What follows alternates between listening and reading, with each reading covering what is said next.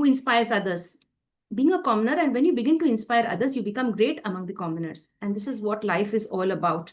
We don't only find the heroes and the heroines on the screen great. We find simple commoners like you and me doing our very best to serve the society.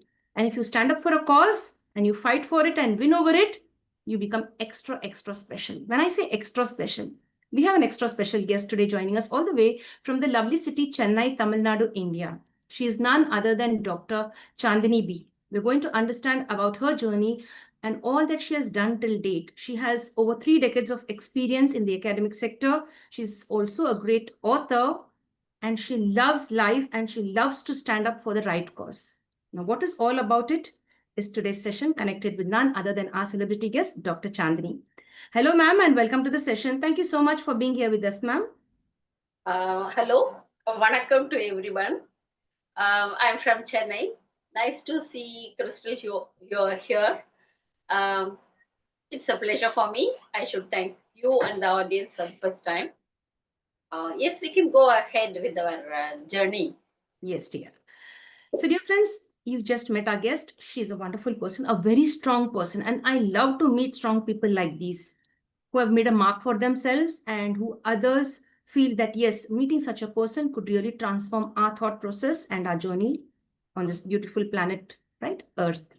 I go ahead and share ma'am's profile briefly and then we get to know more about her. So I'd like to know how she's been through all of it. But first, let me introduce her in an official way. We have with us, as I earlier mentioned, none other than Dr. Chandni B. She is joining us all the way from Chennai. As I said that earlier, she is a professor of history. She's been serving in several institutions, not one or two. There are many institutions she's been contributing her services, for example, in Tamil Nadu and as well as in AMU University. If I get that, maybe I could put that in the right way, Aligarh University, if I'm not mistaken. If I've muddled up anything, ma'am will forgive me. I requested her to forgive me at the start. Located at Uttar Pradesh. So she has had a lot of work being contributed in Tamil Nadu, in Uttar Pradesh, and also in different countries abroad. And she has more than 30 years of experience. Hats off to you, ma'am. And the best part of her is she is a woman's activist. That's great. At the same time, she says that she has earned the wrath or the anger of the Vice Chancellor, if I'm not mistaken, who has tried to remove her from services but couldn't. Thankfully, she's here with us to share that journey. That's really nice. And she is the first lady teacher to contest and win as an executive member in AMUTA, AMUTA, the Teachers Association. She was elected unanimously. The first elected lady to Academic Council unanimously. She retired as president of AMUTA, that is AMUTA. Again, she was the first and the unanimously elected president, I guess, in 2023, October 31st. As an author, she has published at least 7 books, pure research books. That's really great. Some had seen more than 1 edition. She has written 7 books and a few of them have seen more than 1 edition. That's really nice to add more editions to a series of, the book life, or you say to the reader's life, to put it in the right way. That's excellent. The last book that ma'am has written or concentrated on is Devdasi. This is also, I would love to discuss on this. She's been doing it with the help of inscriptions. That's nice. And it has also been published internationally. That's wonderful. And to add to that, more than 100 research papers have been published both at the national and international level. She's been traveling through the length and breadth of India. So it's not only Tamil Nadu and Uttar Pradesh, it's like the entire India. So she's, I think, accustomed to a lot of experiences and exposure. That's wonderful. I think each one of us could learn something from her. And she's been sharing the stage with several people, several institutions, in various capacities. That's excellent. She's traveled to some countries, for example, a few countries in Europe, and in the same capacity, she's been trying to do her very best. Even after retirement, she would love to contribute to the society and continue till her last breath. This is what we are made for, to live life to the fullest. So thanks to ma'am for all of the good work she's done and is doing still. Currently, she is working on a project and contributing to journals, magazines, newspapers, both online and offline. Her journey to write for the public began as a student in the year 1984.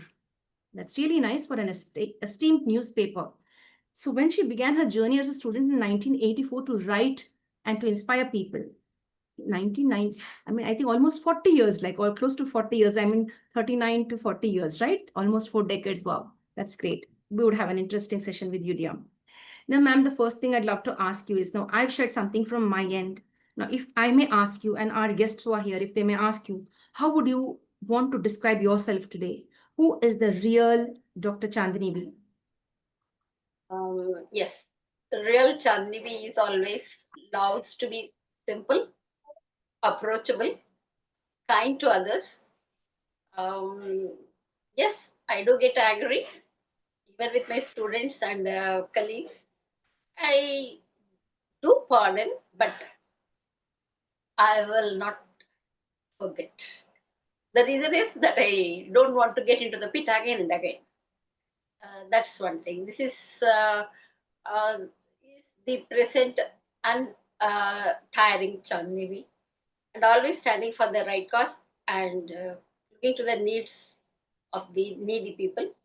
I have a sympathy towards them, and my thirst has been always to give to the public the best from the advanced level of research, and that's what something which makes me to keep writing all the time. Yes, dear. Thank you so much, ma'am, for sharing that. You just mentioned about an emotion called as anger. I mean, we Mhm. all do feel anger. We all get angry for one reason or the other. Now, if I may ask you, if I'm permitted to ask you, why do you get angry and what is the reason with regard to professional journey, the Yeah. professional journey? What angers you? Uh, when people tell lies, when they say lie, immediately I get angry. I may shout at them. I have shouted at them, uh, but that's all. I just forget. Um, that's one thing. And if they are not perfect, then I'm angry. And of course, one of my student is here. She's an assistant professor in one of the institutions now in Aligarh itself. I have been called as a strict teacher. And as far as PhD research students are concerned, I perhaps that is my nickname. That was my nickname. I think she's a taskmaster. Only if you're prepared to work hard, go uh, register under her. Otherwise, keep yourself aloof. This is how I have heard some comments from other teachers. I have been known.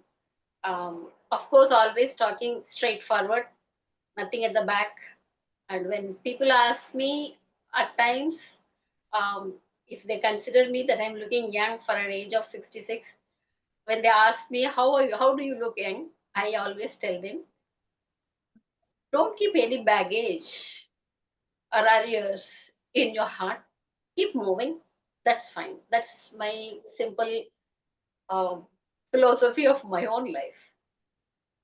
Yes, dear.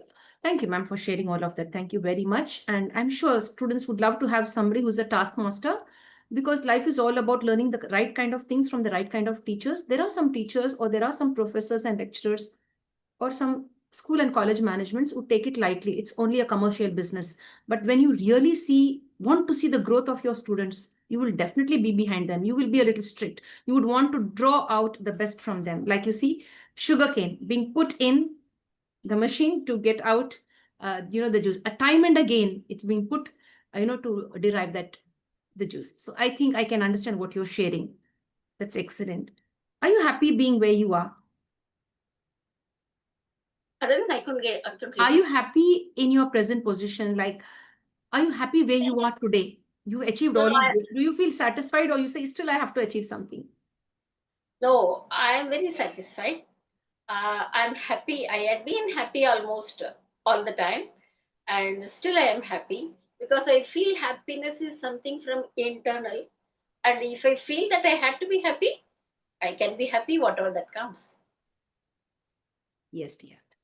Ma'am, when did you write your journey of writing? It began in the year, I think, in 1984, if I'm not mistaken. Your journey as a writer began budding in the year 1984.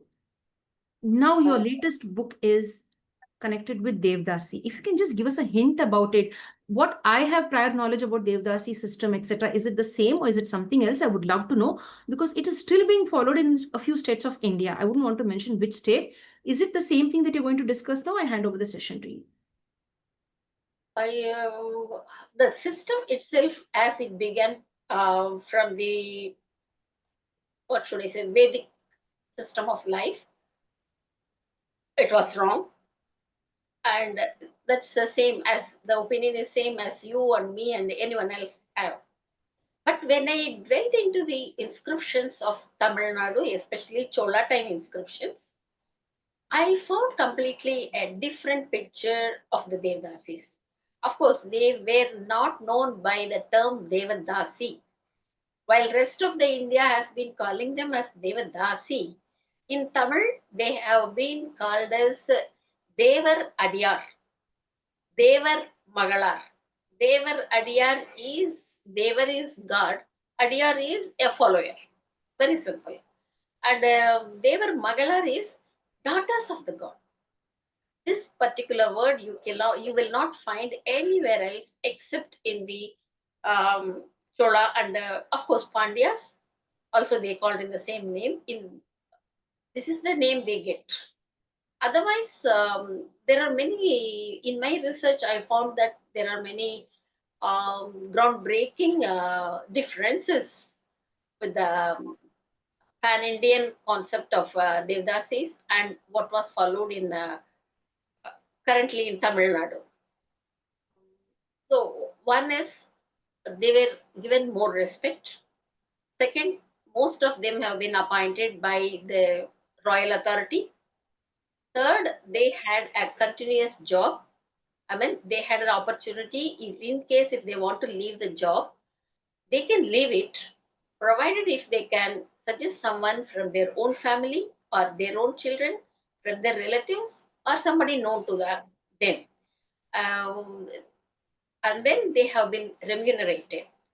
When you come to the point of remuneration, we see that the male member and female member have been at par under Rajaraja Chola. In the big temple of Tanjavur, we have inscriptions, and that describes there were nearly 900 people recruited for the appointment to serve the temple of Brihadishwara temple there. But among them, nearly 400 are women. They are called Devaradiyar. And if you read the inscriptions, that is in the South Indian inscription volume 2, totally describes about the donations and all functionings that were taking place in the temple. So you get nearly 390 plus names of the Devaradiyars, each one given a quarter. Their remuneration has been fixed, their duties have been fixed, but that was not the only way. In course of time, we find there were other multiple ways how the Devdasis or Devaradiyars came into service. So it was only during the Vijayanagar period, if I put it correctly, for the public, it is 16th century onwards. We do not find their sacred place. They were not slaves, they were not prostitutes, because they can make their own donations by themselves. Whereas from Karnataka and the contemporary period of 11th century, 12th century, you can see they cannot make any donation by themselves. They had to come under the head of the temple or head of the village to make a donation. But the contrary here is that they can make their own donations by themselves. Some of them were paying taxes. They had accumulated enough wealth. They have donated to temples. And one important aspect I would specify here is the son of Rajaraja Rajendra Cholan, who was much spoken over here. Recently, the Prime Minister has been there in Gangaikonda Cholapuram and to the temple. So, if we connect it, the son of the Rajaraja, there was one Devaradiyar who constructed the compound of a wall. So when the whole completion has taken place, when the king visits the temple, actually in the chariot you will have only one chair where the king will sit. And then he will go round the temple and visit some streets and then he will get into the temple. At that time, he just asked people to put another chair besides him and he asked the Devaradiyar who has constructed the compound wall to sit beside him. Emperor, imagine, emperor who has crossed the oceans, who in Malaysia, Cambodia, Java, Sumatra, and even Gangai Konda Cholan, means who got victory over Ganges. So such a person is making a Devradiyar to sit beside him and go round the in the procession, which means it is a great acknowledgement that he has shown to a Devradiyar. So of course there was no compulsion from them, but from the Vijayanagar period onwards, you do not find the Devradiyars being given remuneration. We find a different situation, the ordinary duties which they were doing under the Cholas. Now, the Devradiyars had to purchase them from the temple authorities. So, the most donated Devradiyar will get the highest place. That doesn't happen to men over there, only to the women. So, I personally feel, and there are certain other things, they did not pay them, there were no remunerations at the time of the Vijayanagar kings. We have also Rajadasi and Devdasi, where totally it changed, and the whole Tamil land became at par with the rest of the country. Till then, even from the 6th century, where the Bhakti movement started in Tamil Nadu and came to towards North India, later till 18th century, where you find Kabir and others, um, you find Devradiyas being doing their job very sincerely, and they were more respected.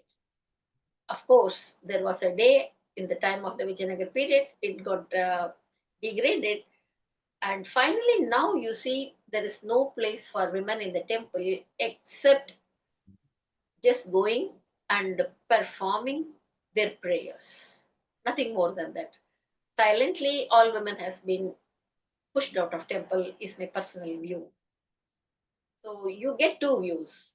One is what was happening in the rest of India, and exactly what was happening in Tamil Nadu. And for our surprise, if I say Rajaraja's wife, she was a Devaradiyar and she calls herself as a Devar Magalar of a particular Shiva temple. So then we can understand what it might be. This is one. And remuneration is two. Their free life is three. And then they were married. Generally, it is said they are not married. Here you see people under service, they married, and then after marriage, you get their husband's name. They also get back into service. These things tell us that they were not slaves, they were not prostitutes, they were very peculiar people that you find over in the whole of rest of India. And one fine day, as time passed off after Vijayanagar and later Vijayanagar Nayaks and others, they also came to streets. And they were, of course, they were never called, after that, they lost their name as Devradiyar. Actually speaking, this word I introduced in the world of Tamil, that they have been called as Devradiyar. They are not called as Devdasis and Devar Magalar. Of course, nobody tells the name Devar Magalar. But still now people, even any common reader, writer and speaker, they refer them as Devradiyar. They don't refer them as Devdasi in Tamil land. So I think this is one acceptance I have gained from the public, which makes me happy and keeps writing. Yes, dear. Thank you for that wonderful explanation. You took some time and explained that with lots of clarity. Thank you so much. So people interested in history and all of that would really enjoy this session. Now, many of your students and the unknown viewers would love to know, why did you choose history as a youngster? There were so many other streams of, you know, groups to select for, like to pursue as a professional course. Why did you choose history? Yeah, it was not a choice, it was a chance. Actually, I did score very good marks in 11th. If I say at that time, getting 86% was something unimaginable. I got 86%, and my loved subject is mathematics. I always get 100 out of 100, and I got 100 out of in my 11th standard. But my mother had a vision. She wanted me to become a lawyer. She always used to say that I speak well and I should become a lawyer. And then she was insisting that I should go for history. When I went to a college, I went all alone with the application. I gave it, and the principal and the other group of the people, they were there. And the principal asked me, "Why do you want to choose history? Why not max group?" I told the same reason, that my mother wants me to be a lawyer, so she preferred me to take history. Then she principal asked, "Is any elder with you?" I said no, because I'm something like a self-made person from the beginning. So nobody came with me. I went by myself and I did it. I said no. Then I came to history. So when I came to history, I was okay with that. I didn't have much interest. In the first year, we had the sale. I got my degree from Sri Sarda College, Salem. There, we have been allowed to library for references 1 hour in the first year of BA. So when I went over there, I found a book that's V.A. Smith's Ancient India. It was written Dr. V.A. Smith. So I was wondering, I didn't know, I was aware of only MBBS doctor. So that was a wonder for me. How come a historian is being called a doctor? So I took the question to my head of the department, and then she's a very sincere lady who loved me a lot and gave me much advices. I can never forget. She's Professor Lalita. When I asked her, she said in a very simple way that I could understand. If you write some 300 to 400 pages of your own in history, you can become doctor. So that motivated me to go to or do PhD in my life. So it is all by chance and not by choice. But of course, after completion of my BA, I had multiple choices in many institutions, including Madras University, and I got a seat everywhere. Then I had to decide. So it was my decision. Then only in Madras University History Department, one can do MPhil and PhD, not in other institutions. Then I decided, if I am known to teachers in the MA itself, then it will be easy for me to get into PhD. And that made me to get into Madras University. Otherwise, I would have gone to some other colleges in Madras itself. Um, then I went, accidentally, I came to know about archaeology. Then I wanted to shift. In MPhil, I shifted to archaeology. And then I came back to PhD in mine is interdisciplinary archaeology as well as history. So in that way, I have become a historian, but nothing of my own. But in course of time, I took interest. Yes, dear. Thank you, ma'am, for sharing all of that. Thank you very much. We would love to know what kind of childhood memories you have as a little girl below the age of 12. Were you happy to Mhm. go to school, or did your parents like push you to and say you have to go to school? And what about your school life? If you can share some journey or an anecdote about your home or Yes, school. sure, sure. For some reason, the rest of my siblings have been put in a convent, St. Mary's Convent. Only I was in a government school which was very close to my house. And that school had only till fifth standard.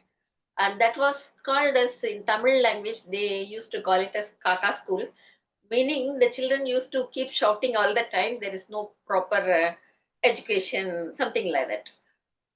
For some reason, I was in that school till fifth standard, but I enjoyed the best. I really tell you, that world was very free, and I was also very free. Can you imagine a fifth standard girl taking her younger sister with her and going to movies with her friends? I did go.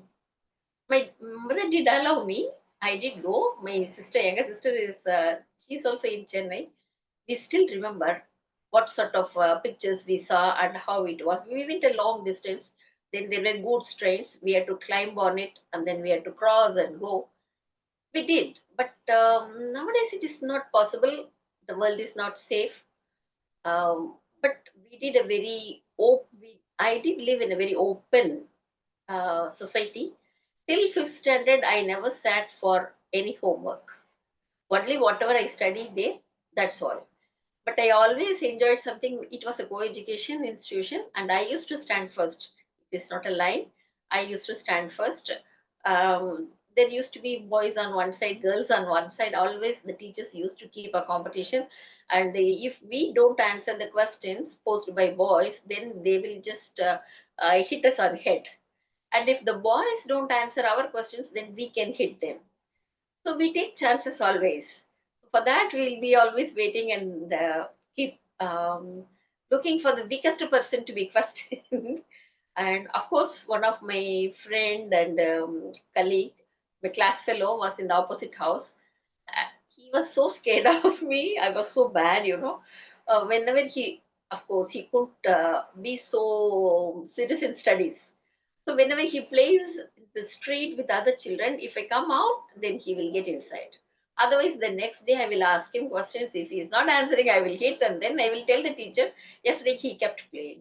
So I was bad to some extent, but of course I was okay with friends, nice. And of course, in fifth standard itself, one of my friend got married to her own uncle.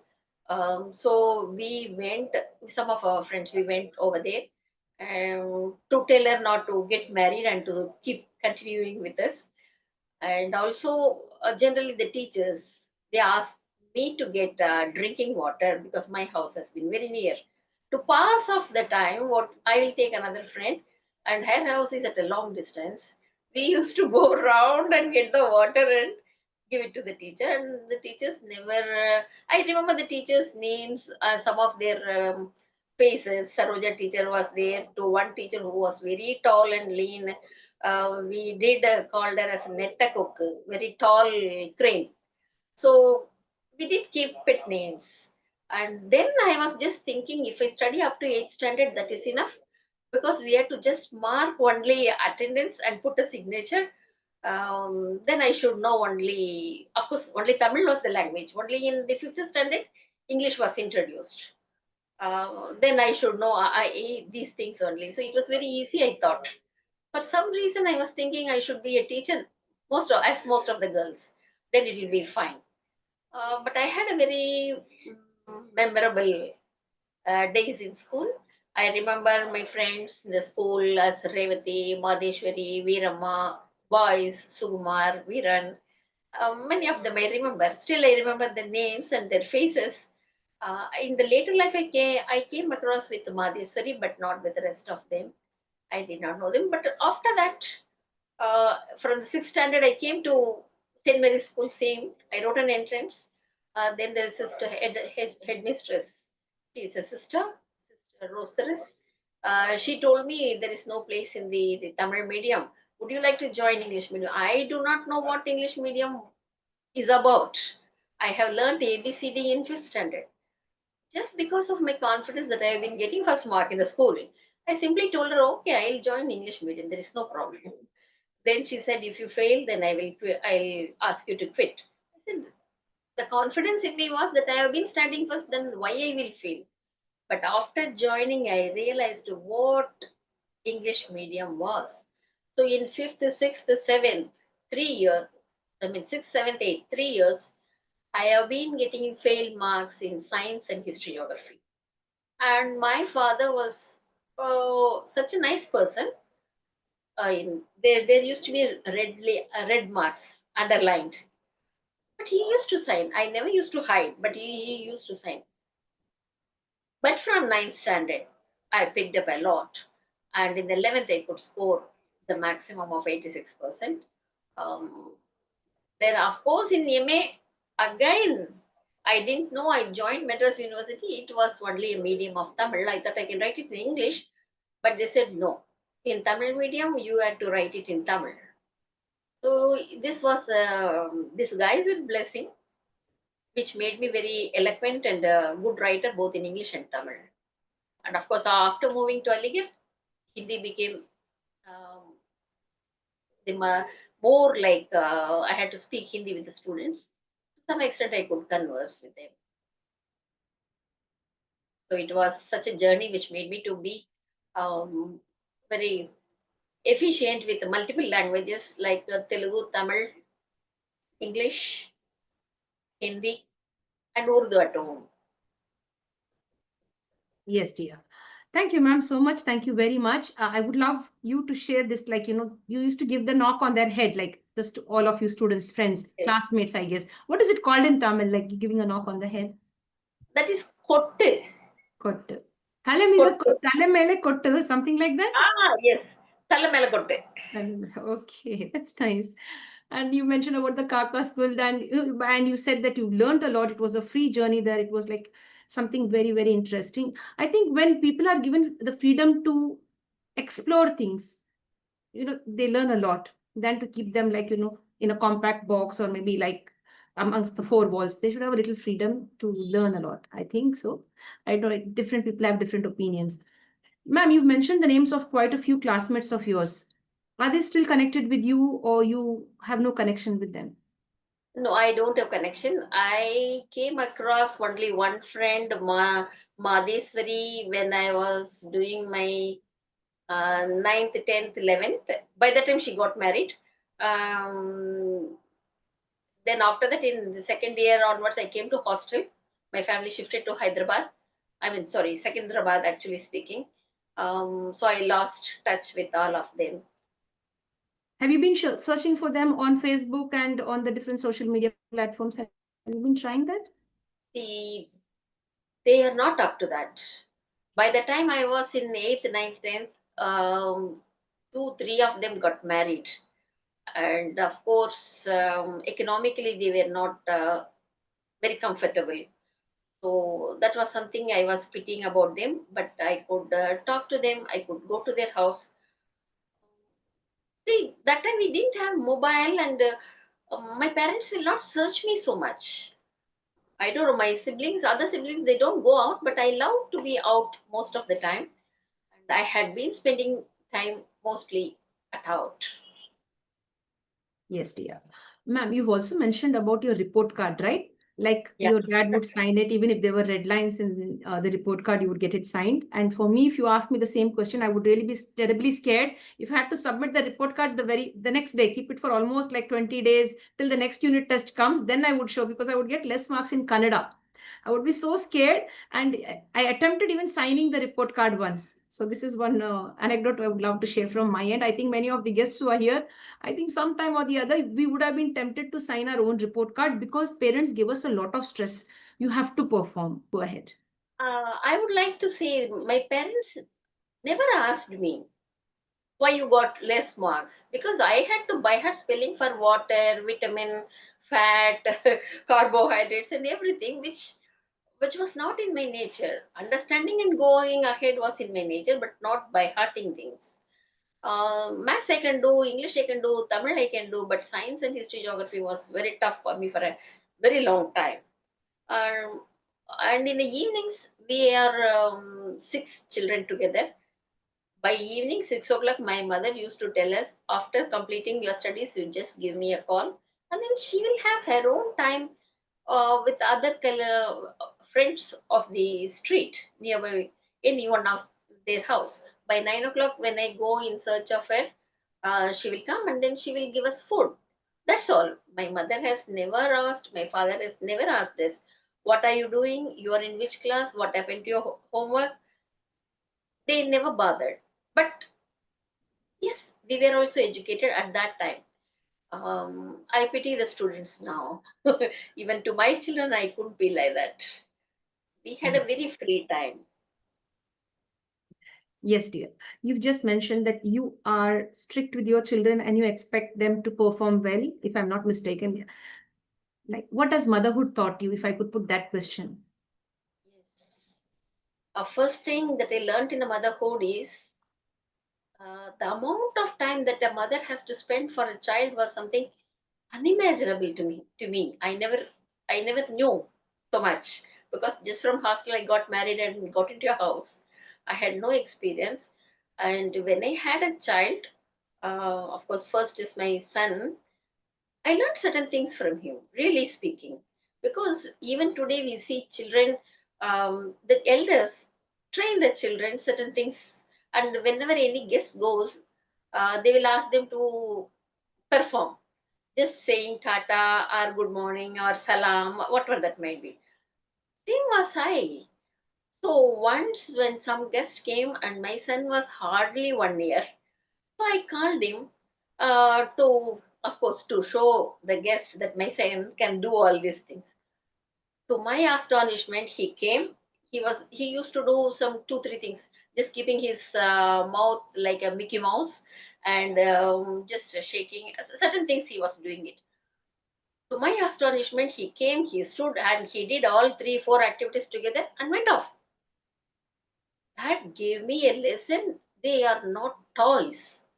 They should do it of their own. See, we are making them to do for the pleasure of elders. From that time onwards, I stopped it.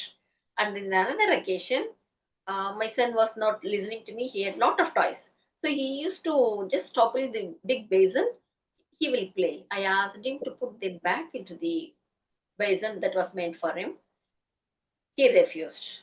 So I kept on telling him, he did not heed to that. Finally, as any other mother, I just begged him twice, thrice, and four times. Finally, he started crying. So later, I realized instead I could have repacked the things. Now I had to comfort him also. I had to stop him from crying. I had to soothe him. And then I had to do the job. So the soft way will help, but not the rough way of handling the children. So that lesson also I learned from him. And of course my daughter, both of them, they had a different approach. He used to be very sincere even when he went to Germany for his uh, PG courses. He used to say how much marks he got in each subject and everything. But my daughter quite opposite to that. um, Even from younger stage, second standard, third standard, she used to say, I will read it by myself, you need not assist me, I can do by myself. And one time I left it, then she studied something else. The next day, the paper was something else in third standard, and somehow she performed. And when I keep the question paper and ask her the question, she used to simply say, what is the purpose of doing postmortem? Just leave it. I will not get fail mark. Just if I miss 2 marks, what is going to happen? Nothing. So she had totally a different attitude, and my son had a different attitude. And at night, we make it way that we all used to sleep in one big bedroom, all four cots together. Then I will share what happened in the department. My husband will be sharing what happened in his office, so that making the children to speak what happened in their classrooms or with their friends. My son used to be very simple, and when the turn of my daughter comes, she used to say, "See, this is something very personal. Whatever I spoke with my friend, I need not share with you." She used to bluntly refuse. Uh, of course, I had very hard time with her, but by the time she was in seventh standard, I I understood her. So then I just asked my husband, we cannot go for a walk. I will go for a walk with her. Then I took her. I started telling all the mistakes that I have done in school. Automatically, she started opening up. And now she is fine, got married. She is expecting a child, and she is an assistant professor here in Chennai in one of the deemed universities, the Faculty of Law. But as a mother, I underwent all this trauma, especially when I used to teach them at home.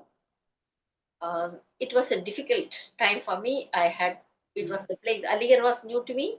The language is new to me. The subjects were new. All colleagues were new, and teach me children as well as I had to do the household work.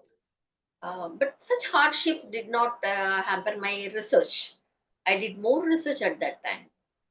So it was a pleasant journey, I should say. And I had a realization that only as long as the children keep growing, they will be with me. So we always had quarters, long, big quarters, and later also I preferred a very big house. So what is the purpose of saving money when living in small houses? And then when no child is with us and we have a very big house, it is of no use. So that way we had a very pleasant time, and both my children are well educated. They are well placed. Of course, my son's reception will take place in January 26th. So this is my experience with my children as a mother.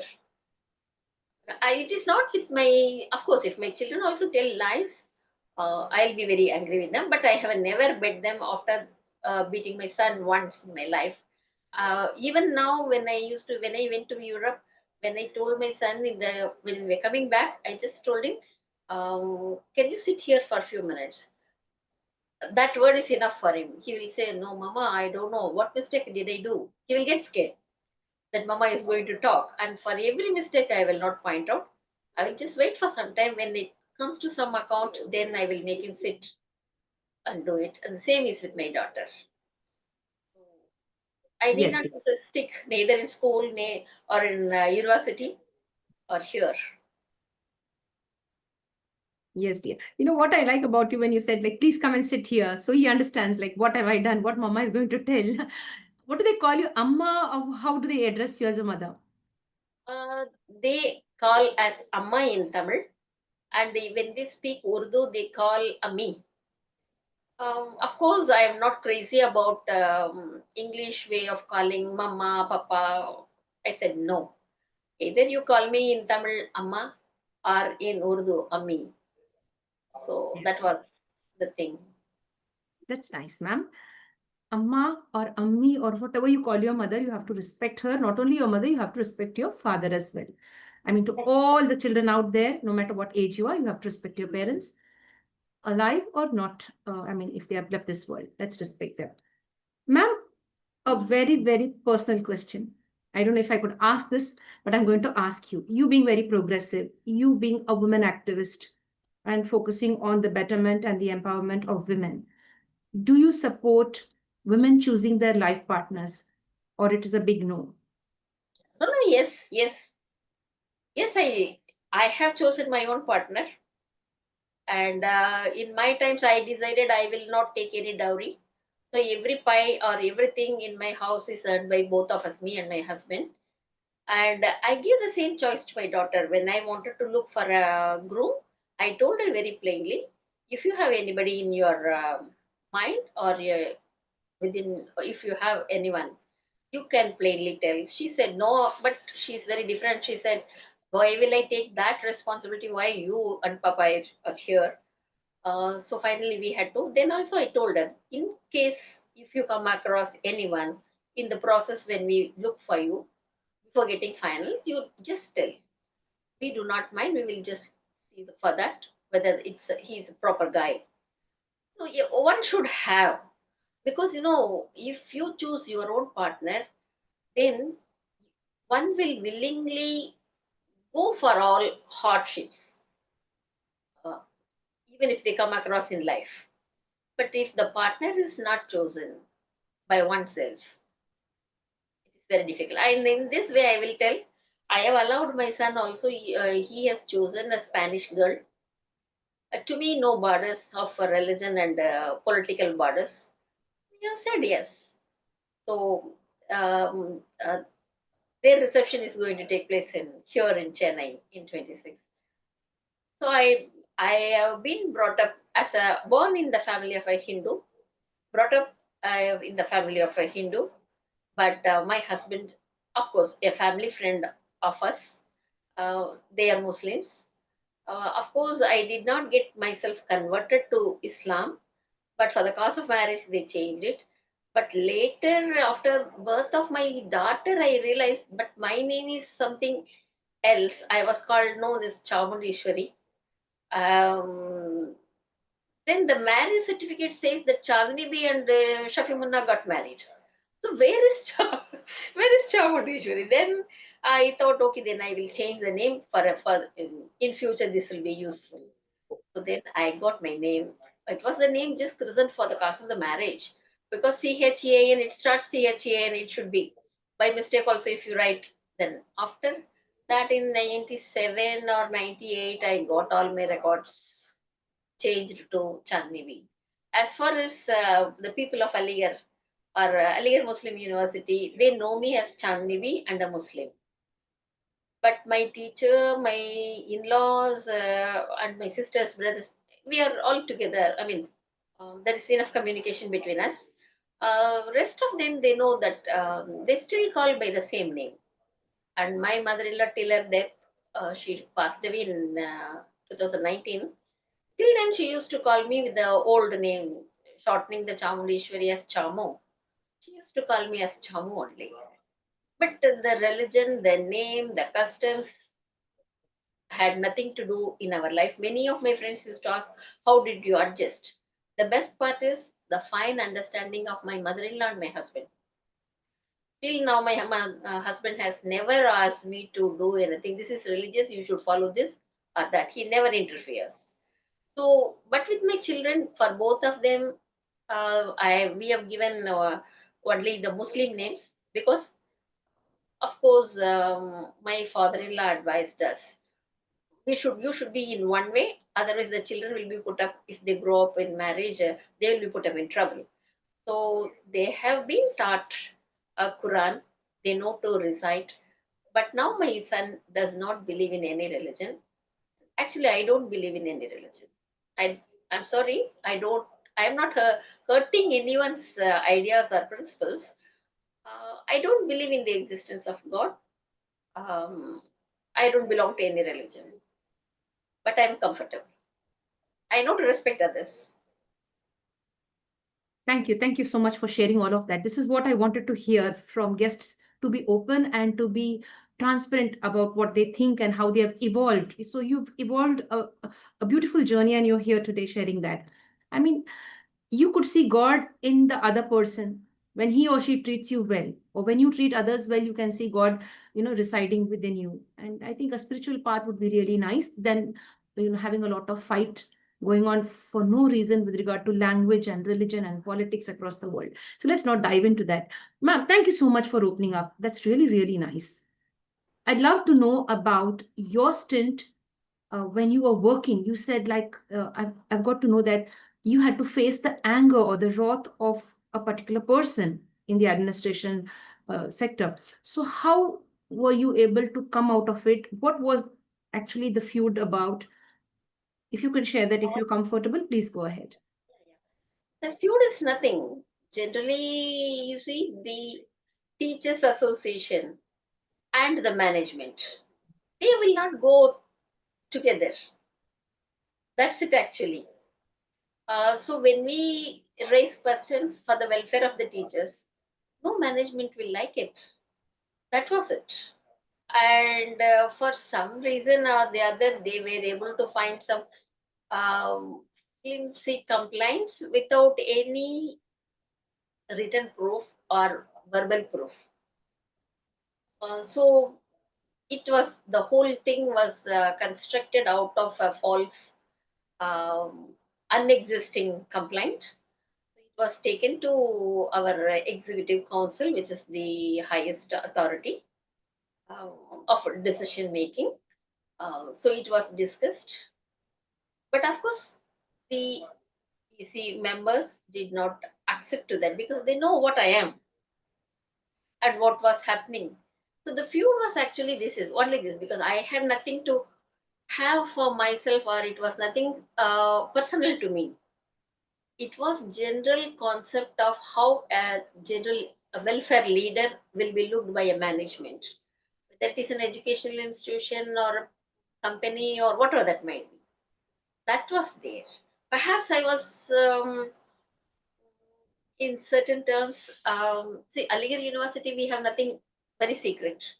I was the first woman, as I told you. Unanimously, I used to get through. I don't know the reason, but at the end of the first year itself, men started telling that they will vote for anyone whom I just show the hands. So that was very surprising to me. So then continuously, I started asking others to contest, other women to contest. At one time, out of 8 EC members, 3 were women. So men came and said, "You are going to change the proportion." I said, "Don't worry." And of course, we never wanted reservation. Reservation, we did not like. We are equal partners. We can come. Of course, my friends, colleagues, the known and unknown faces, teaching and non-teaching, every one of them had a I don't know what a sort of impact I was able to give them by being frank and working selflessly. So this created a sort of enmity with the management and a good picture with the others. I mean, the stakeholders. Sometimes in that two of my students also got affected, but what their results were delayed. But finally, the truth wins. Finally, the truth wins. So when the things were exposed in the EC, and when the EC members asked for the base of the case, they had nothing to show.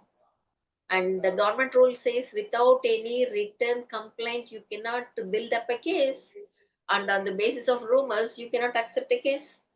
So finally, the vice chancellor had to withdraw the charges on me. And of course, I know that particular vice chancellor was a nice man. Uh, he did promote teachers, and I myself got two or three promotions in his time. But he also had a pressure. I can understand he also had a pressure. But what he kept us on toes, he kept us on toes. I had good number of colleagues, both male, female, seniors, juniors, retired teachers were also with me. So, uh, so this is all that kept me at the helm of the affairs. And to be very frank, the truth won. So I had done nothing. So I came clear, and my students got through. So I was happy about it, and actually that doubled my image in the whole of the campus, I should say. I felt that one of my colleagues used to say all the time, a good friend of me, you do not know what sort of space you have created for women. But one day when you retire, then you will realize you are not realizing now how much you have done. I'm very happy now. Continuously, the students have taken that line. There are women students coming up, and also continuously in the Teachers Association, we have lady members even now. And finally, now there is a woman vice chancellor who is also a good friend of me, and we have a woman librarian who is also a good friend of me. And some way or the other, we were connected and we were making a journey together. So it's nice to see that Alir Muslim University is not a backward university. It is in the forefront. Who can have a woman vice chancellor, women university librarian, women members in the teachers association and also students association, and everywhere. And our boys were also so good. They protected their own girls. So this dramatic change, I should not say dramatic.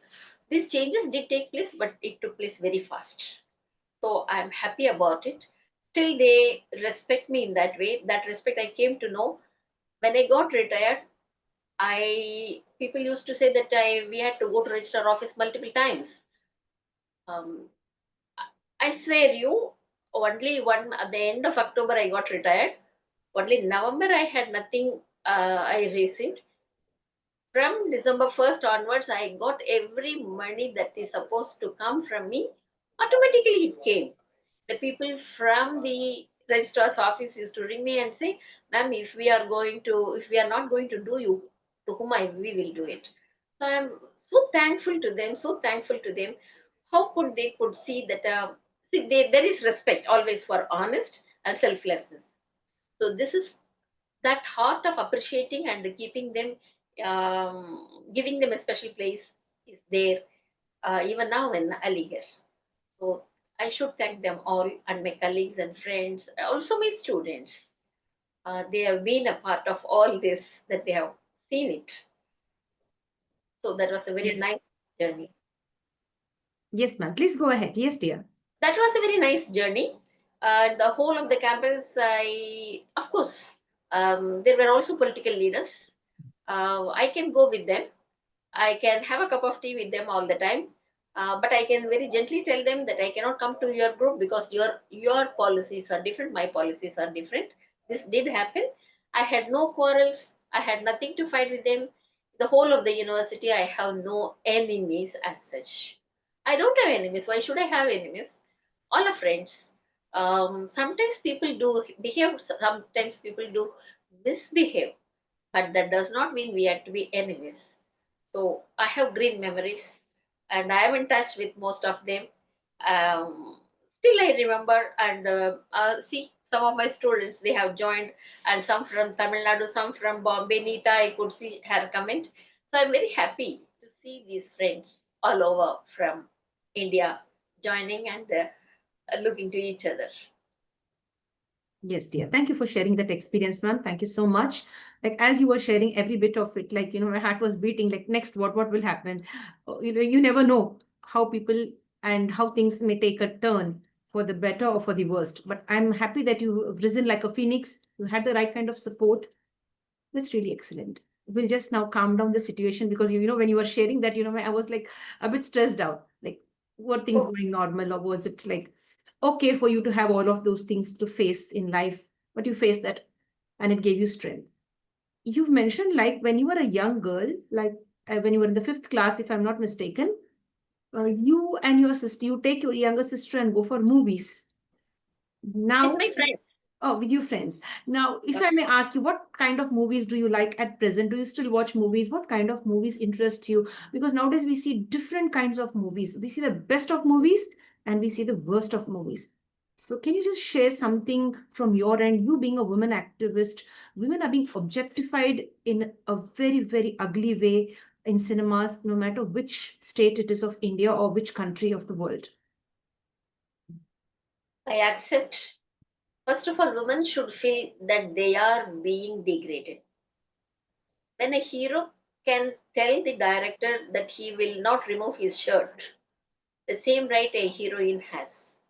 Only if the heroine gets that guts and dignity and tells, no, I will go with only such a dress, only then the dignity will stand. So, this is something that happened in Tamil movies. If I remember, I can take some of their names, 80s and 90s. The actress Suhasini, who's the wife of director Maniratnam, she, Revati, Nadia.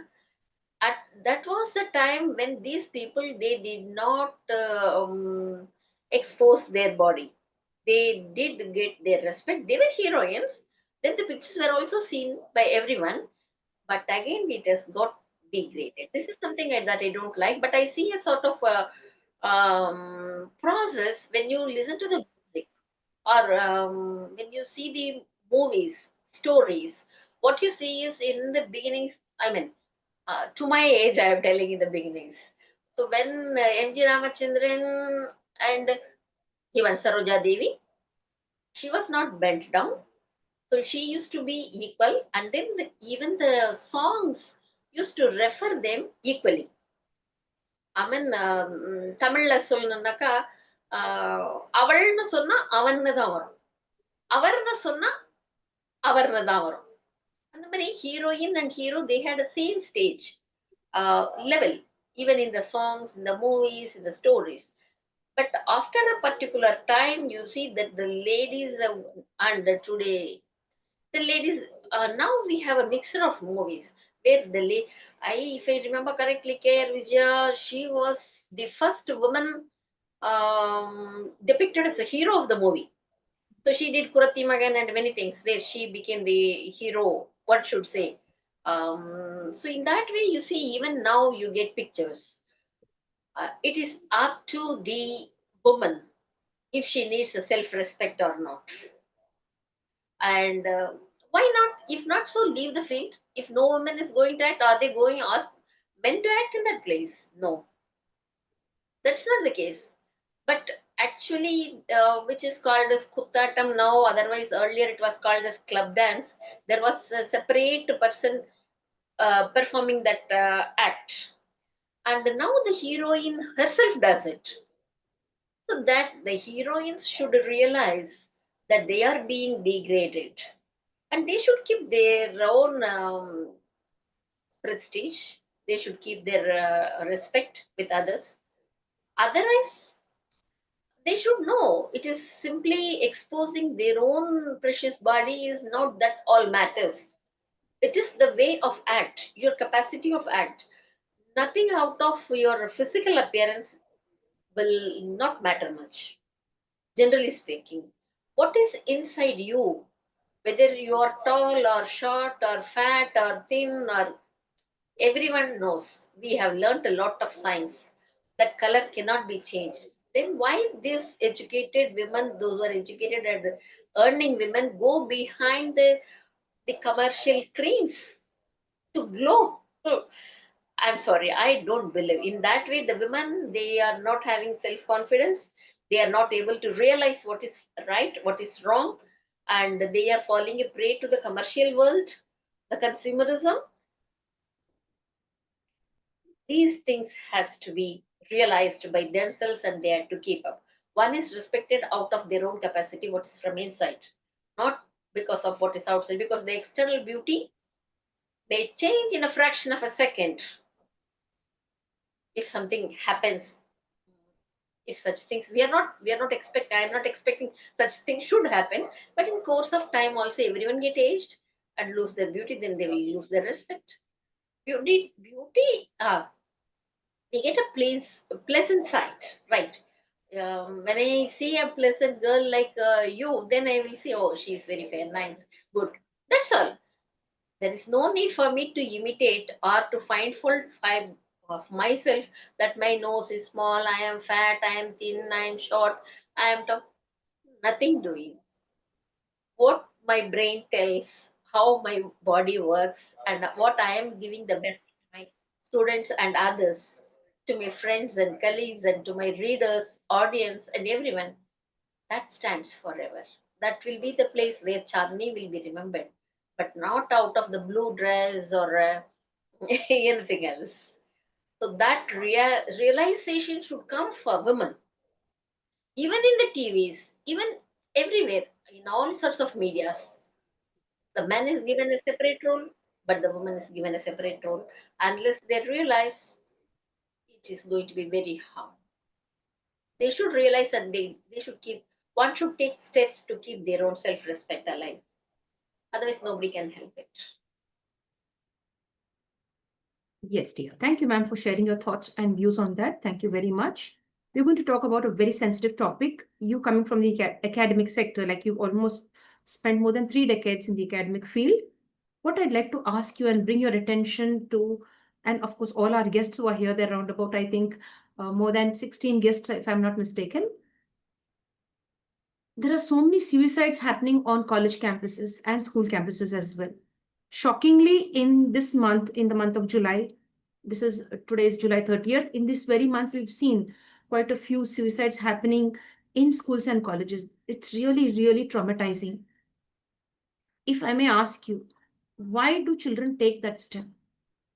What is it that we as professionals, or maybe we as educators, are not giving them? What is it that they are looking for and we are unable to cater to their needs? Why are they taking this extreme step of contemplating suicide or committing suicide for that matter? Yes, this is something which has been haunting me also. I'm sorry, I will find fault with the parents first. Please do not push your children that they should get 100 out of 100 or the first rank or the best. Understanding is more important. Secondly, do not pressurize them for any particular course. See, professionals of all category live in the world. Who's not living? Everyone lives. If you are to be, it is not that only the doctors live, the engineers live. A teacher lives, an attender lives, a peon lives, a postmaster lives. There are multiple opportunities in the world. Whatever one likes to become, they can become. But there is enough pressure from the parents that their children should shine, and there is an unending competition with the neighbors. The present generation, I am seeing it. The present generation, they have an unending competition with the neighbors without telling. Even in dress, furniture, house, including the food what they eat. Simultaneously, it comes to the children. Every parent want their children to be the best. Every parent want their children to be the first. And moreover, the other part, that we are pampering our children too much. In a way, whatever they ask, or even before they are asking, we are giving it to them. We are not giving them an example or the taste of failure. Failure is something thought as a opposite to victory. It is not so, it is part of victory. That is a stepping stone. First of all, the parents should understand, the teachers should understand. Then comes the present generation. Only see in a competition, even in sports, why do they fight? It is a sport, it is a play, it is a game. So automatically, if two people are playing, one will win, one will not win. So they have another chance to expose them. It all happens within seconds. It is not the total capacity of a person.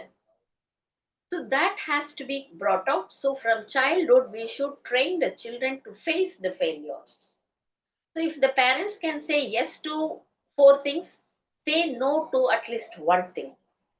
So the teachers should also train them in such a way they should not give first mark to a particular student or praise a student. They should not pet and pamper a particular student because of the all students should be seen alike. Everyone has special character. Everyone specializes in something. Their characters and professions will be different. The teachers also, well, this is the benefit of talking to students. When we talk to the students, fix it with the subject should be fixed with the reality of life, then they will understand. Otherwise, when they complete plus two and come to a degree, they will be flying there because they think that college is something where they are not questioned. There will be no homework and nothing. And what we see is the parents are paying money for the students. The college students get the benefit of having more than one mobile, having more than one vehicle. These are luxuries. I remember one of my teacher in my PG in Madras University, he used to say, as a student, if you are going to wear a costume of 1,000 rupees, then when you start earning, you would like to wear at least a costume of 2,000 rupees. Then how will you meet the expense of your family? Then you had to go for bribes and otherwise. I still remember. So we had to keep them simple. If three, four dresses are there, that is enough. Now you see the students going for new, even for a farewell or a freshers party, they want new dress. Parents do get them. There lies the mistake of the parents. And the students, because they never understand. I have asked my students 1,000 times, will you go to your shop, give 10 rupees to the shopkeeper and come off without buying anything? The same is this. You're paying money, you're paying your fees, and you don't come to the class. Who is the loser? This is something you're paying money and you're not coming. So we teachers had to do some extra work, telling them what is the failure, what how important is failure to life.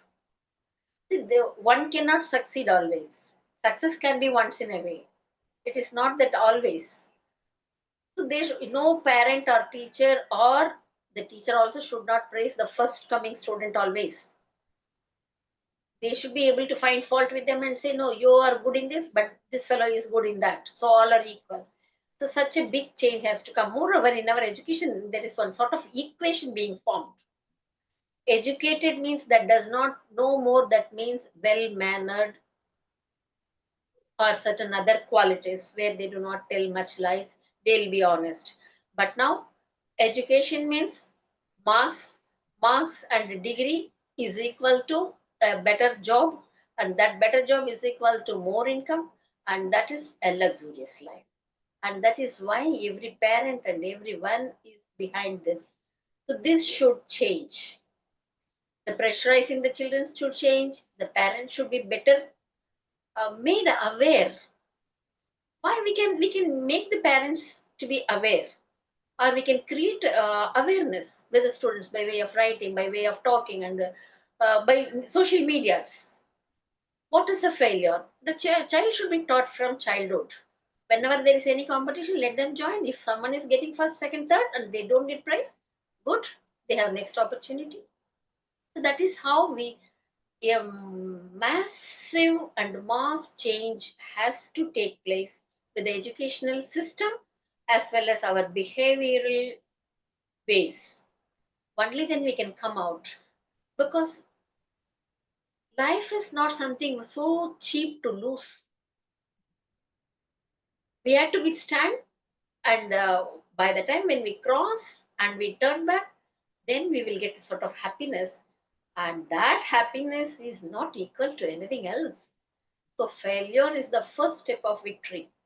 This should be taught to the students, children, neighbors, and everyone, of course the parents themselves. Yes, dear. Thank you so much, Dr. Chandnibi, for sharing all of that. Thank you very much. A very, very important topic with regard to all the genders. That is dowry. Recently, we've just heard that a particular young girl I mean, she's from India, but I guess she traveled along with her husband and she was staying in another country and she happened to take her life because endless demands for dowry were made. And it happened in Tamil Nadu as well. And I guess that girl even was crying over, and with a voice message, she was sharing that. And just after that, there was another incident again from Tamil Nadu. The girl was married to somebody in another country. So why does this happen? Like, why are people so dumb? Why are girls so dumb? Maybe the family members. Is it the society? Who are we to blame when girls take away their life just because the husband or in-laws are demanding dowry? Why can't she fight back? Why do you need to take your life away? You have small children with you. You have children or don't have children, whatever, maybe that's secondary. But just for the sake of dowry, why do you need to end your life? You can try different ways. You can reach out to different people. So I would want you to give a message to all the young women, married women, and unmarried women as well, and Yeah. unmarried men and married men, everyone, all of them, not to make a cheap demand in asking for dowry. See, we have stopped talking about dowry. In my time, that means in my youth, in 80s, you can see people taking oaths that they will not give dowry, they will not take dowry, sorry. But now the girls, they are educated, they have a job, they earn by themselves, but too much of greed, I should say. But they won't leave the in-laws house. But the girls themselves aspire a lot from parents. They don't think about their parents. They never think that they have earned out of their parents' hardship. They have forgotten the pleasure they get. They have never seen the pleasure what they get out of the earnings if they buy something. Just once, if they buy a good or a book or anything of their own hard earnings, then they will realize the happiness in that. These things, good values have gone, though they are educated, though they are employed, though they earn. And now the generation is thinking of a easy living and to live in a very comfortable zone at the cost of their elderly parents. This is something which is undigestible and also pathetic. It is not that only the in-laws. And coming to the in-laws, I request the parents, they should not give dowry. So giving also illegal, and accepting also illegal. And especially talking to the boys' side, if you take dowry, that means you are selling yourself. You will lose your respect. Mind it, you will lose your respect. You just want to be in a comfortable zone at the cost of others. That means you will not be respected. If one is ready to lose self respect, then they can take dowry. And coming to the girls, what I will suggest is self respect is the basic one that you should not adjust with. Rest, all other things, money, property, um, anything else you can adjust with, but not the self respect. You should have the guts or the strength to withstand the opposition. See, to the girls, generally speaking, to the women, marriage is an emotional burst out. But the men, they do plan and they have. And the men, to some extent, they tell in the beginning itself, they are happy about what, and at the same time, what will make them angry and how angry they could be. This they establish in the beginning of their life to their life partners. I hope that the woman also should be able to do this. It is not that you just want to accept, you want to be very good, then they expect that you should be like that for lifelong. See, you may have to fight. Fight for once. That will give you an salvation. And if you're scared to fight, you are going to adjust, you're going to keep yourself mum, keep everything within you, then your life will be miserable. So you should know to fight for right cause. You should know to differentiate what is right, what is wrong, to what you should talk against, to what you should accept. These right and wrong things should be known to them. And of course, whatever that comes, one should have the dareness to live till the end. See, what not comes in the life. I have crossed the 60 years. Everything I have seen, and nothing can affect me now. Even then also I was there enough to see. You know, I just got 3,000 rupees as a guest faculty in Madras University. My application was rejected for changing my religion. I did not. I did not get upset, and I was not ready to give bribe. I just told the people who were asking, yes, it was there. Even in 80s, it was in Tamil Nadu. I said, I will not sell. Wherever I get a job for my merit, I will go. What I did, I just opened up my borders. And it was in Aligarh Muslim University. When I went, I was just selected and I was given train fare to and fro. Then I thought, despite of people telling it is known for religious fights and people are different, UP is not developed, too many things. It was not easy for a lady moving from metropolitan city of Chennai to a place like Aligarh and living. But I took it up. Why? I don't want to give any bribe. I want a place which respected my merit. And the Aligarh Muslim University did do it. I could do it, and I was happily adjusting with all that time. Some of my friends or colleagues used to say, anyway, no one stays over here coming from South India. You're going to go, that may be today or tomorrow. But to them, my answer is that I could happily complete my service, get retired, and come back. So that is something which I have told them very by my actions, not by my words. So we should be able to face anything. People can live everywhere. How did the people in the long back, how did people lived in the forest? How did the people live in the darkness? So the same darkness we should have, and we should be able to live. Now you know things, you know too many things, then we should be open up. So just widen your borders. Just if you're missing one life, if you don't get anything in one life, think what is the best.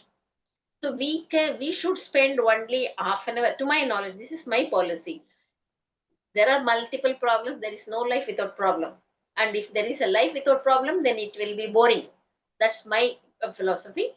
I will seriously, yes, I will be affected. I will be feeling sad. And of course, I will think for half an hour. Individually, I will sit and I will think what has to be done. And after that half an hour, I will come out with a solution, and then I will not get back into the uh, sorrow or sadness. I will proceed with the solution. So we always think what has to be done, not the end of the life. By ending your life, what are you going to achieve? Nothing to say. If I would have done, I should have done thousand times, because my parents were not ready to allow me to do my PG. I sat satyagraha for 3 days without drinking water, without eating food. Finally, that made them to send me to PG. And that is why now I am with you people. If I would have thought of some other extreme, then where I would have been. That is not the way. That is totally cowardice. One should not go to that. If you dare, if you are a human, see the animals, small animals. How do they fight for themselves? If some other enemy, yes, they have enemies all the time. A cat has a dog, and a mouse is a cat. They live with that. And after all, human beings, can't we live with so much of sophistication? You have friends. I will advise the girls and boys, especially, never leave your peers. Be in touch with your teachers, whomever the teacher that you like. And with the girls and boys, I will say, never leave your friends. This is a world where you have everything in your hand. You have mobiles and smartphones. Keep touch with them. Always discuss with the friends with whom you like them the best, with whom you have the confidence. Get better ideas and share with them. Nothing, everyone has problem in their life. So come out of it. Of course, if you share it with a friend, even now I share with my friends, my college friends. I ask them for ideas. So this is the way that we can live. Otherwise, that is not the life at all. You will be, the moment your someone commits a suicide, one day they will be in papers, next day they will be forgotten when there is some other incident is there. If you are born, leave your footsteps. Otherwise, there is no meaning. Just if you take off a nail from a wall, it leaves a hole, telling that it was there. So we should remember, human beings, we are very strong. We are superior to all these beings. Then how are we to show that? Show by your actions. I'm sorry, I am lecturing, I believe. I'm sorry. I'm taking much time. I So this is, understand. I understand because see, you are passionate about what you're sharing, and that's why you are elaborating everything so clearly with lots of clarity. We thank you for that. What I'd like to add here towards the end is like, if you take dowry or give dowry, it's a big national shame. People across different geographical locations from different countries, they will look down upon India. Are our men so weak that they can't earn and afford to feed his wife and children? Or give a chance to his wife to earn and to share the burden equally? So I think it, in my view, it's a national shame asking dowry and giving dowry as well. And one thing is, don't give up your lives, dear friends. That's what ma'am has said. Face it till the last breath. And don't worry what the society will say. The society will say anything about even a very good person. Society doesn't even spare God and doesn't even spare the head of the country. So who are you and who are we? I mean, each one of us. So people will speak about us no matter what. If you find peace and happiness away from the chaos that you're facing, it's time to choose peace over chaos. Thank you so much, dear, for sharing that. That is really nice. Before we go towards the rapid fire round, I'd love to ask you about finances. See, if you have the finance with you, if you have the right kind of financial investment, or you have some amount of money with you, you can walk out of any given situation, be it a girl or a boy, or a young man or a woman, or a senior citizen as well. If you have the finances with you, you can face life. Do you agree with this, or you have some other explanation? I agree 100%. But I would like to add, not only finance, you should have friends. Wow, that's nice. Whatever be the age, you should have friends. You should have money, you should have people, both together. Then things becomes easy for at any stage. Excellent, ma'am. And both start from F, finance and friends. Yes, Yes. that's really nice. You should have your finances in place and your friends also choose them wisely. Ma'am, before we go on to the next round, called as the rapid fire round, do you have anything else to share that I didn't speak, or maybe I didn't focus my attention on that particular part or area? Would you like to share it from your end? You're most welcome to share. One thing that we didn't speak at all is, as an academician, Yes, dear uh, ma'am. I loved it. I always, whenever I was teaching ancient India, I used to connect it with the present history. I think that by that way I was able to reach students, and some of the students have told me very plainly, ma'am, these things are not available in any roadside news, that I mean books. That's why we don't miss your class and we come over, because the students should take for their life, they should learn something, reality they should learn.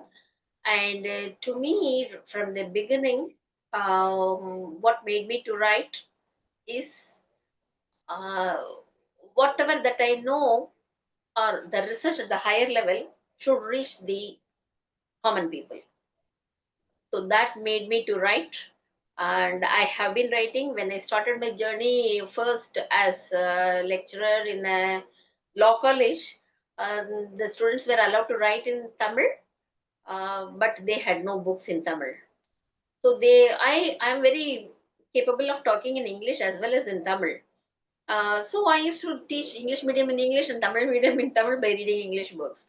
So they suggested me, ma'am, why don't you give your notes? Then that made me to come out with a book that was sold very well. And then in this way, and of course, that whole course of teaching made me to think. Some of the students also contribute by asking questions to me, and that made me to do more research, speak much about them, and that is why so many books had come out. And in every book, I just keep something open to others. Many of them have been very new titles, speaking about subject books as well as life histories. I wrote a biography, first biography in Tamil of Sir Syed Ahmad Khan, the founder of Aligarh Muslim University. Because before coming to the interview, I want to prepare myself. I could not find much. I could not find anything. So I learned a lot from that, because when if you calculate from Gandhi, by the age of 50, he was making India to move into the freedom movement in 1920. And it was Sir Syed also by the age of 50, he thought of starting in university. So age is not something that makes you tired. It's only a number. Whether you are 20 or you are 50, even in 50 or 60, you can go ahead. That's what I feel.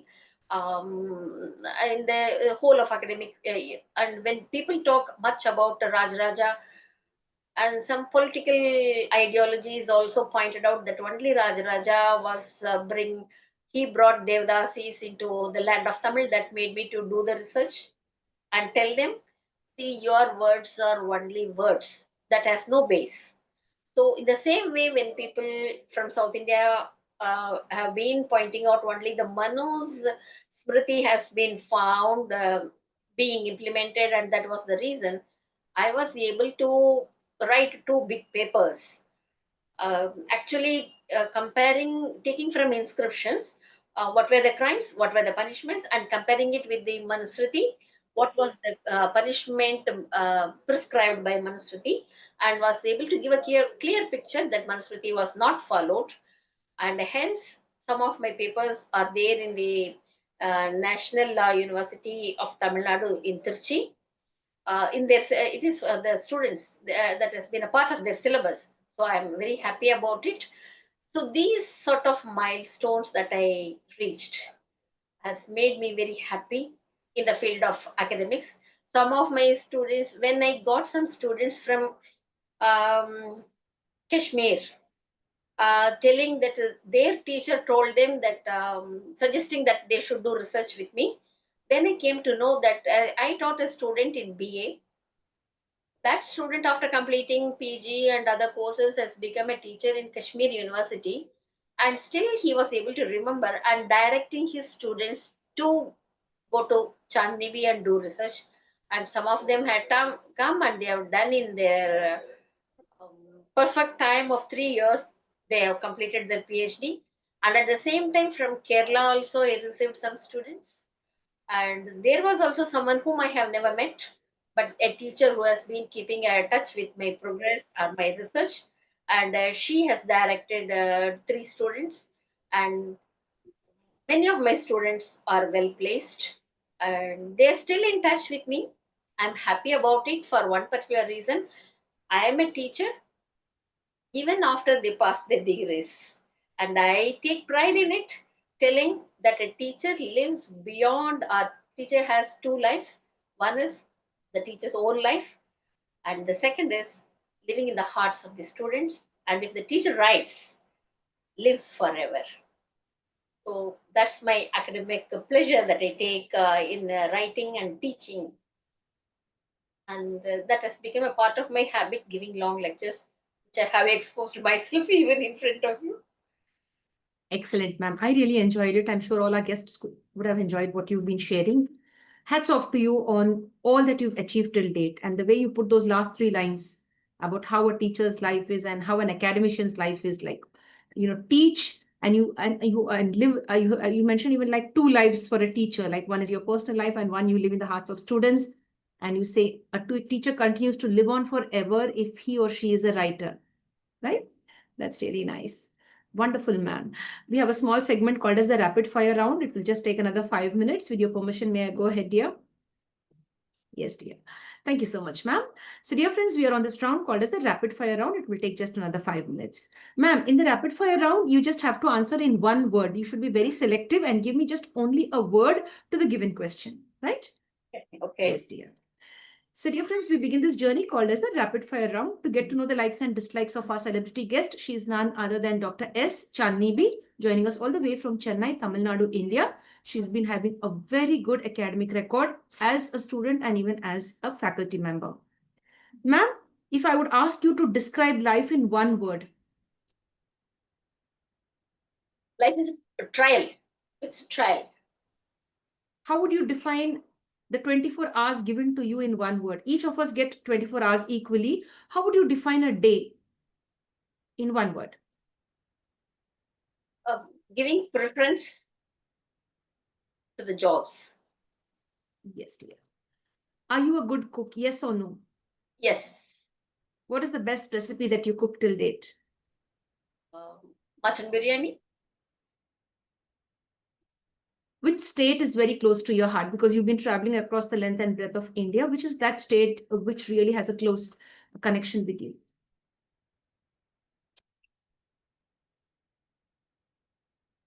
Yes, ma'am? Was there a problem? Yeah, you were stagnant. Okay, I think there was an internet connection, right? The same thing happened from your end. I repeat my question. Like, or maybe I could change the question if you would. I could just put this in this way. Like, if I could ask you, like, the best book that you've written till date, like you've written seven books, right? Out of the seven books, and more are yet to come. Among the seven books, which one is the very best one, close to your heart? Devadasi in inscriptions. Oh, great. The best student till date. I think this is a very unfair question. In the 30 years of your journey, like 30 plus years of your journey as an academician, the best student, you would like to name him or her? Yeah. Tausif from Kashmir, who was able to do his research in PhD in 3 years. Right. Yeah. So now I remember the question which I asked you. Now you've been traveling across India, the length and breadth of India you mentioned, right? So I would love to know, like, which state is very close to your heart? Punjab. May I know why? In one sentence? The teachers have been very friendly. That's really great. That's wonderful. What about different countries? You've been to different countries. Which country is the best according to you? Historically speaking, Italy, Rome. Now, ma'am, I would like to go to the next question. Do you love sweet, salty, or spicy food? Spicy food. Is it walking, jogging, or meditation?